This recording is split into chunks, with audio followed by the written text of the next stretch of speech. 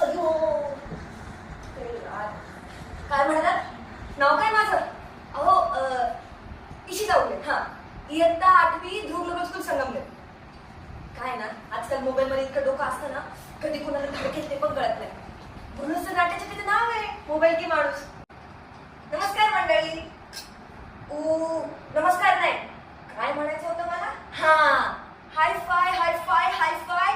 तुमच्या मोबाईलचा पासवर्ड काय? आमच्या घरात ना 4 लोक आहे. किती किती? 4. आई, बाबा, मी आणि 1 मिनिट, हा महाराज. फरक इतकाच की आम्ही तिघं घरात असतो आणि हा आमच्या डोक्यात. सकाळी उठल्या उठल्या मी देवाचं नाव नाही घेत. छे, आपल्याला नाही जमत ते.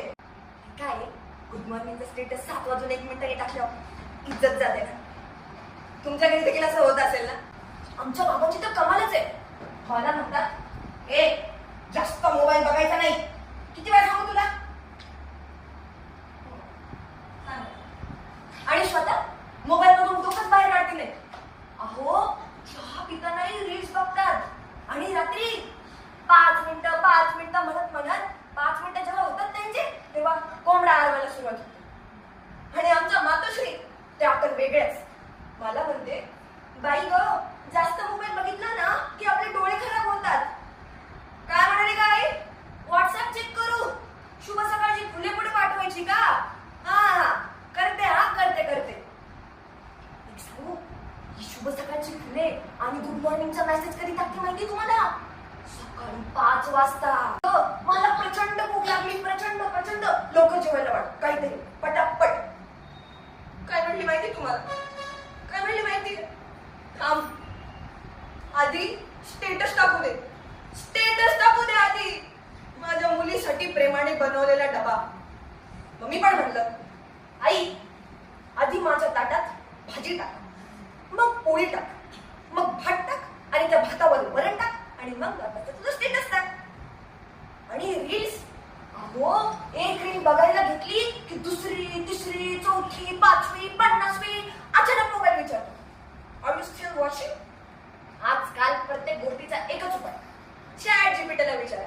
बाबा म्हणतात, आज पाऊस पडेल का? Chat GPT. आई म्हणते, भाजीत मीठ किती टाकू? Chat GPT. मी म्हणते, उद्या माझी गणिताची टेस्ट आहे, मी पास तर होईल ना? चॅट जीपीटी म्हणत असेल, भाई ग, अभ्यास कर, मी काय भविष्यवेत्ता थोडी ना. मोबाईल चार्ज करायची आपण इतकी मागं लागतो, पण ही नाती शेवटी कधी चार्ज केली होती आठवतंय तुम्हाला?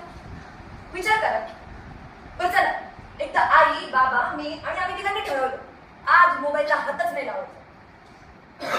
5 मिनिटं मला असं वाटलं काहीतरी हरवलंय. 10 मिनिटं झाली, मी खिशात हात घातला. तेव्हा मला जाणवलं की आई तर रोज इथेच होती.